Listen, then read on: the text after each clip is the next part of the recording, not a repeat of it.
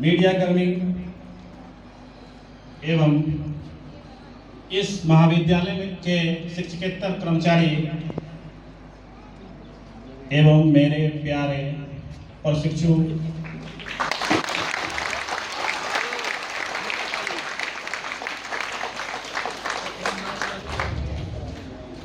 आज का जो समय है, हम लोग इस प्रसाल में हमारे आदरणीय principal sir Shri doctor Rakesh Kumar के विदाई समारोह में के लिए हम लोग एकजुट हुए हैं। क्या ऐसा लगता है कि जो हम लोग के सामने आज डॉक्यूमेंट्री पेश किया गया और राकेश सर के द्वारा यह कहा गया कि सेवानिवृत्ति और रिटायरमेंट कोई चीज नहीं है, वहीं से उनके सोच के बारे में ऐसा प्रतीत होता है कि अभी बहुत आगे जाना है। शायद हम लोग उनको उस रास्ते से जाने के लिए प्रमोट करें इस विदाई समारोह में।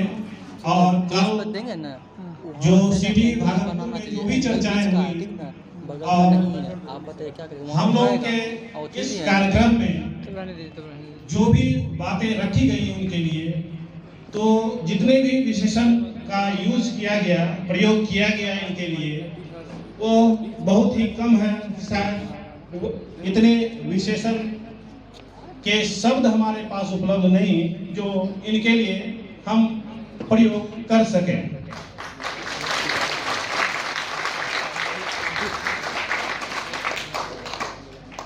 मैं इनके कुछ बातों से सहमत हूँ, प्रेरित हूँ और उन बातों को मैं आपके सामने भी रखना चाहूँगा।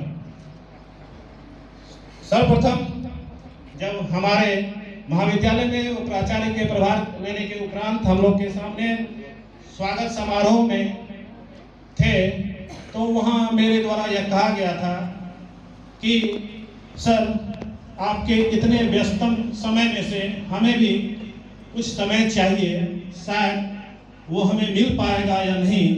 उस समय वो कोई स्पष्ट नहीं थी क्योंकि अनेक महाविद्यालयों के प्राचार्य का प्रभार इनके पास आया हुआ था।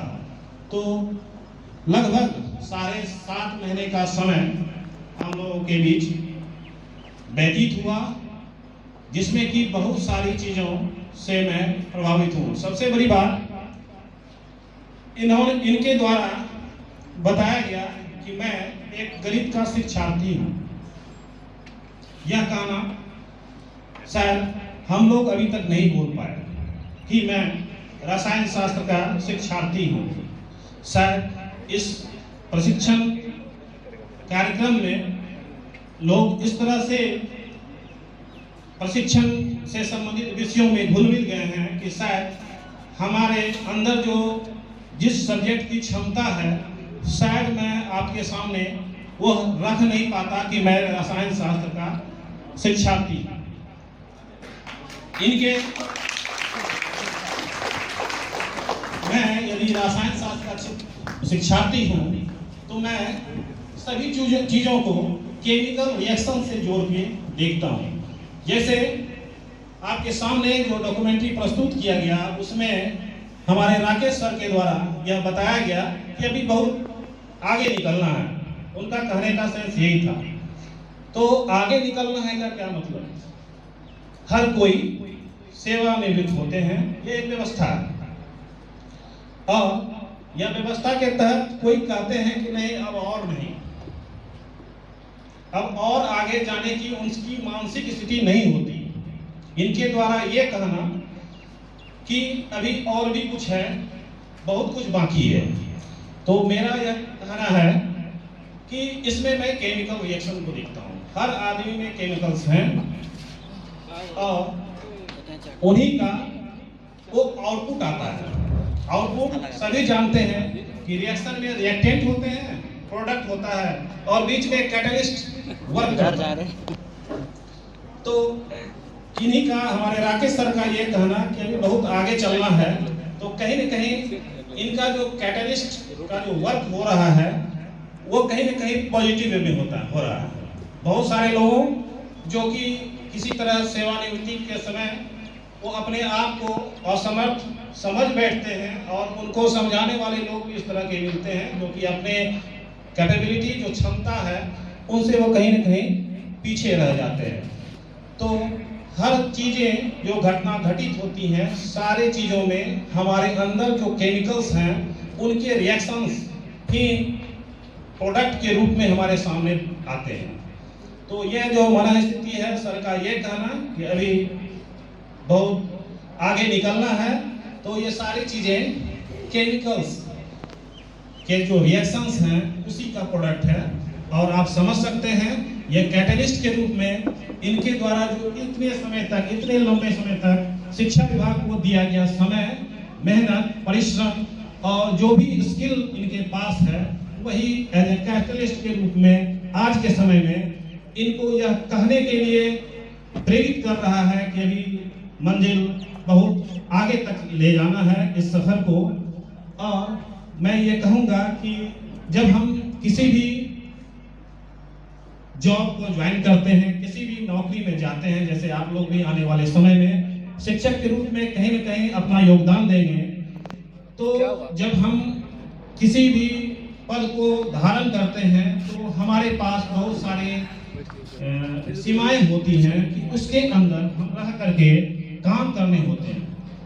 हमारा एक ही अवसर होता है कि हम शिक्षक बन गए तो हम यह कार्य करें, लेकिन आज के समय में जब हमारे डॉक्टर राकेश सर इस समय इस व्यवस्था के तहत सेवानिवृत्त हो रहे हैं तो उनके सामने बहुत सारे अवसर उपलब्ध होंगे, बहुत सारे स्कोप्स होंगे, बहुत सारे एरियाज होंगे जिसकी जो भी इनका इंटरेस्ट का एरिया होगा वह जाने में, उस एरिया में, उस क्षेत्र में इनको किसी तरह का कोई व्यवधान नहीं होगा, जो कि अभी तक जो सीमाएं, जो सरकारी नियम कानून जो इनको बांधे हुए थी उससे ये परे हो जाएंगे और किसी भी क्षेत्र में यह मूव करने के लिए स्वतंत्र होंगे। मैं